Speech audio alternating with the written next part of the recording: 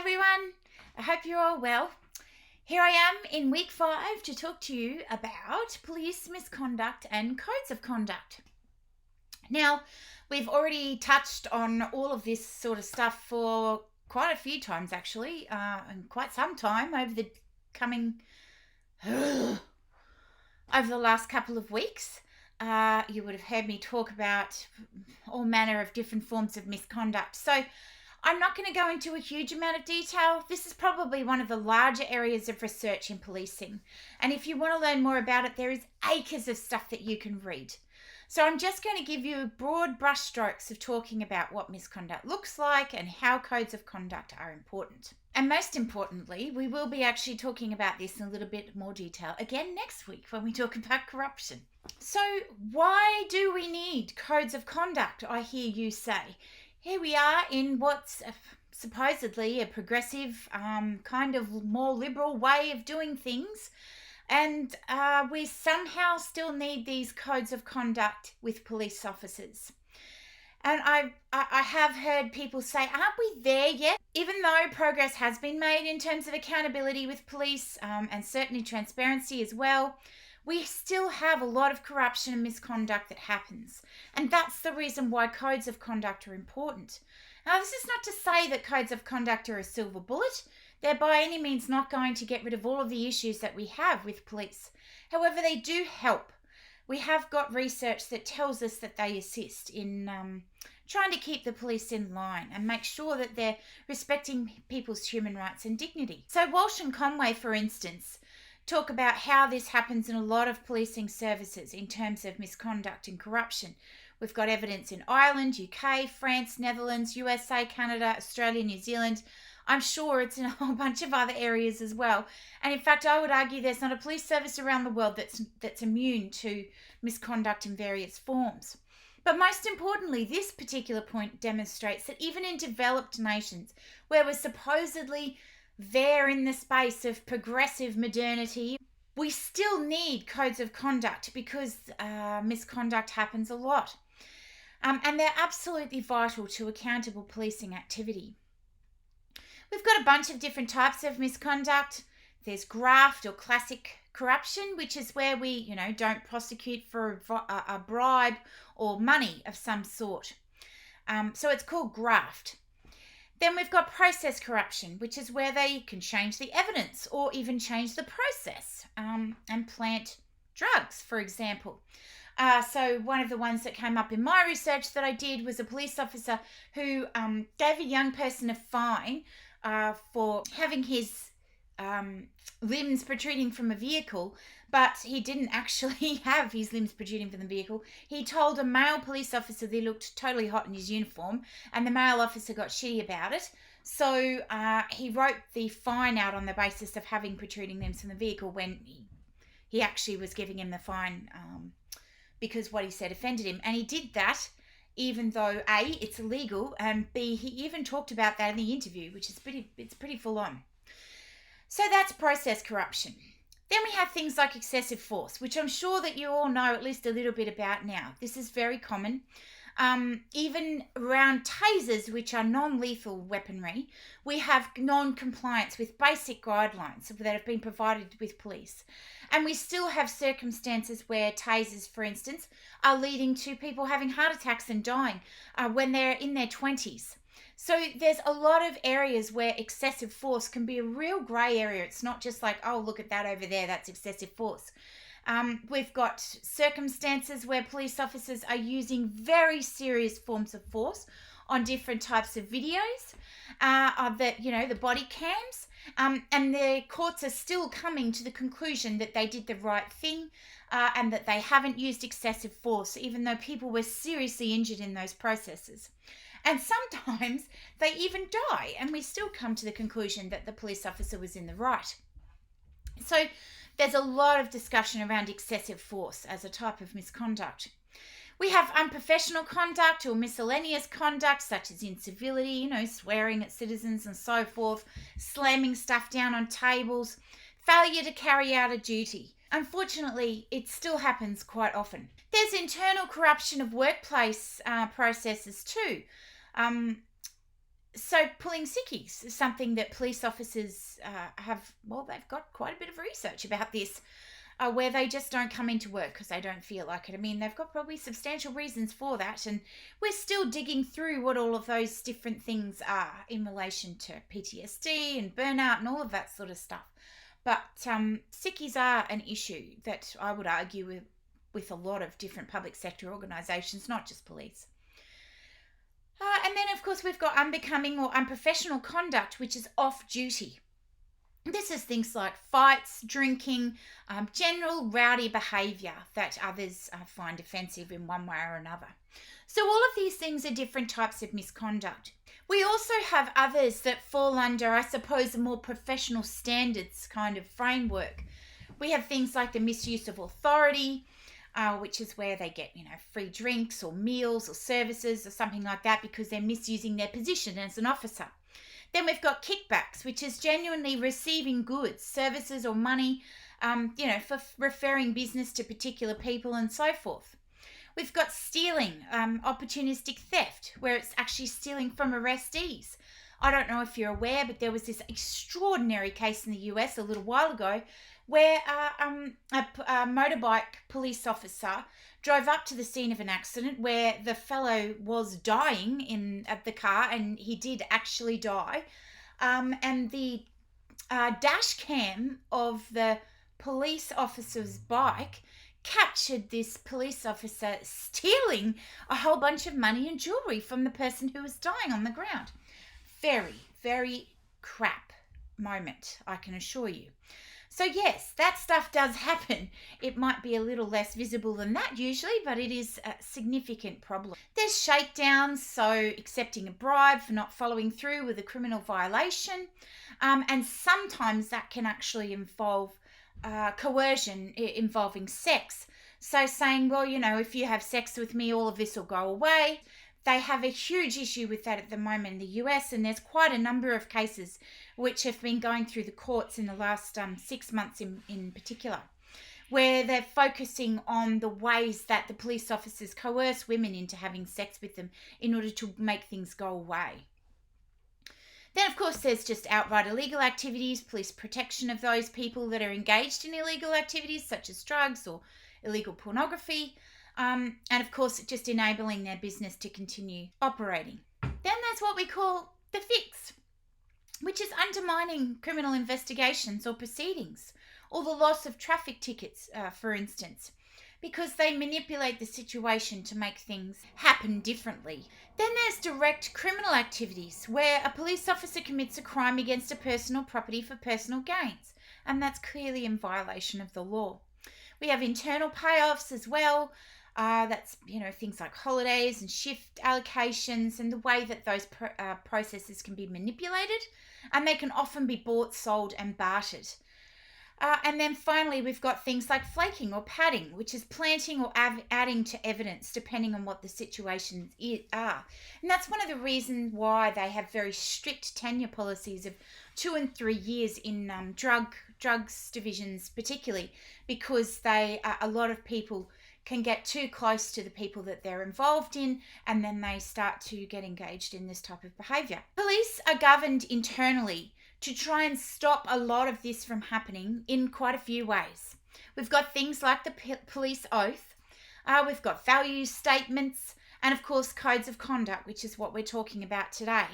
The role, the mission and the functions, and then of course we've got legislation, and they typically translate those frameworks into police policies in different ways. But most importantly, all of these things are supposed to be contributing to what we call keeping the peace. It's about keeping social calm and order and making sure that people's rights are respected and supported in the social conditions by which policing is happening. But of course, as we know, that doesn't always happen the way that we hope. There's a whole bunch of different ways that we do improve police professional standards. As I said, one of those is code of conduct. But there's things like whistleblowing, and we have touched on this stuff elsewhere, so I'm not going to explain them all. There's ombudsmans, there's external oversight bodies like the Crime and Misconduct Commission in Queensland. There's also external audits where there's like secret shopper processes, that, integrity testing, where they're seeing how things are going and making sure they're getting a good service. There's compliance guidelines and, of course, governance guidelines, ethics codes, which are quite often linked to codes of conduct. There's purchasing guidelines, compliance officers and units, job rotations or tenure policies, and, of course, separation of functions. So all of these different things are designed to improve police professional standards. And of course, in Australia, we have things like royal commissions as well. In fact, for misconduct in Australia, this is probably one of the leading ways that it's investigated. This, in conjunction with all of these other things, is how we improve police professional standards in different ways. Police codes of conduct come in many different forms, and I wanted to just walk you through a couple of examples of these so you could see the types of things that they do. But there are a lot of reasons why these codes exist.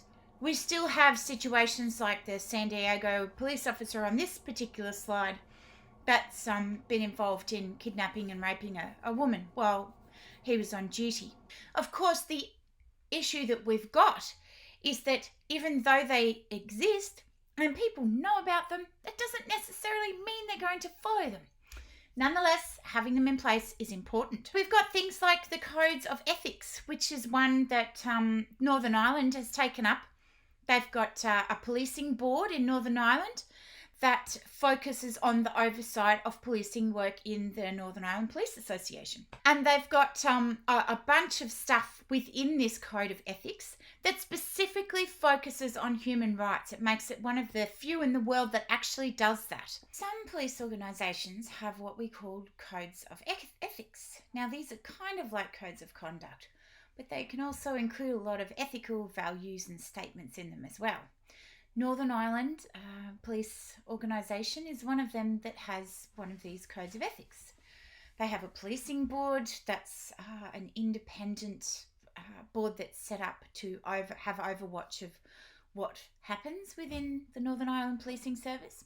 But most importantly, they're bound by this code of ethics. So they assess the effectiveness of the code, revise it as necessary, and all of the actions and decisions taken by police officers are assessed in terms of this code.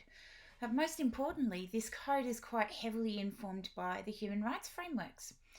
The United Nations Code of Conduct for Law Enforcement Officials is part of it, the basic principles on the use of force and firearms, and of course the European Police Code of Ethics is part of that too.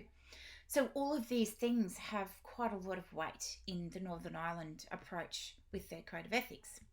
You can see the way that ethics informs this a little bit in the second slide that I've put in, that has a bunch of different ethical standards that are required of police officers. So professional duty, use of force, detained person, equality, integrity, property, fitness for duty, and so forth. All of these things are things that they're actually required to do. And of course, the Northern Ireland Police have a complaints process, and then that's investigated by that independent body. Some police organisations have a code of conduct and ethics that come together, which is the case for New South Wales Police Force. They also have a statement of values and standards of professional conduct.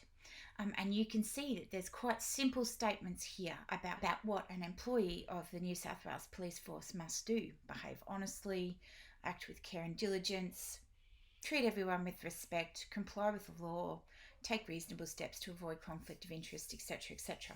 Now, again, this doesn't necessarily mean that everything's going to be followed to the letter, but at least it's there in black and white if things do go a bit strange. Now, they have an independent commissioner as well, the ICAC, it's called, the Independent Commission Against Corruption, and that's a statutory officer whose role is to oversee the operations of police in addition to other government organisations. So the statement of values is fairly interesting too. Again, it's very short and simple. Places integrity above all, upholds the rule of law, preserves the rights and freedoms of individuals, capitalises on the wealth of human resources, strives for citizen and police personal satisfaction. Interestingly enough, Tassie's got a different approach again. They actually haven't got their own police code of ethics. I believe they may have a code of conduct, though, in some form, but I couldn't find anything like that. It was just the National Code of Police Ethics that I found, and a statement of value. But again, it's very similar to the stuff we're seeing in other jurisdictions, where they have a duty to their country and to the police to serve the community, protecting life, property, etc., carry out their duties with integrity and honesty, keep confidential matters confidential, obviously. Complaints, interestingly enough, though, go directly to Tasmania Police. There's no oversight body that's external to the police in this process. Now, there's plenty of ways that they can get those complaints together and all of that sort of stuff, but there's certain issues around police officers investigating other police officers, especially when we know how strong police culture can be. And then we've got the Tasmania Police values as well. Value equity because we believe in fair, consistent, inclusive behaviour. We believe in honest, professional, transparent, and ethical behaviour. Out of all of this, not many people talk about what misconduct is, but New Zealand Police does this. They actually outline what misconduct is and what it looks like. And they have quite a bit of space on their website that discusses this. So it's talking about general misconduct, like treating a person harshly, using offensive language. Then they've got more serious misconduct, such as bullying or harassment, and sexual misconduct or theft. And I genuinely think that this is a good approach. I'm sure that other police organisations do teach their officers about what misconduct looks like, but the reality is that perhaps it needs to be something that's continually reinforced, and we're not sure if that does happen over time.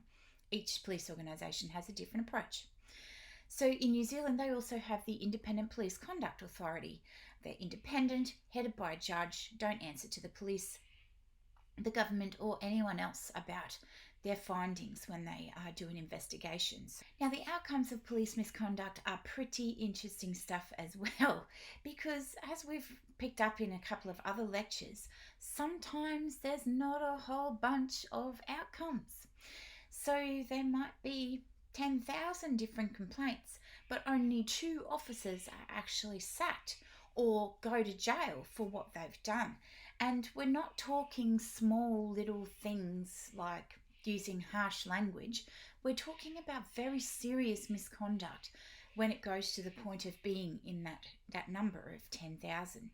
So there's things that police organisations will do to try and make sure that they have more integrity and so forth. So excluding evidence that has been obtained illegally, which is that judicial oversight. There's civil sanctions that can be placed on officers in addition to criminal sanctions, but that is quite rare. There's municipal liability for police conduct where they need to pay fines and things. And of course, there's prosecution of officers, as I've just mentioned. Internal investigations and disciplinary mechanisms, such as being demoted. And there's citizen complaint review boards, which are typically completely independent of the police organisations, made up of local community members. Some of them have status, others don't, and they investigate the different complaints that are put forward by the community. Having said all of this, there's often little hope of systematic change, though, because they don't really emphasise proactive problem solving. So, courts are now saying that it's not really their job to monitor local police departments. And of course, I put the question to you all, who is going to do that if the courts don't do it? When there is no external oversight, when there aren't any integrity commissions, there really isn't anybody to make police accountable. So that is stuff to consider in the long term. Anyway, I hope that has helped you understand a little bit more about what codes of conduct are, what they look like, and how important they are for police work. It's pretty hard-going stuff, but hopefully you've left with something that helps you to understand this a little bit better. That's all from me for now. Have a wonderful day, and I will talk to you soon. Bye!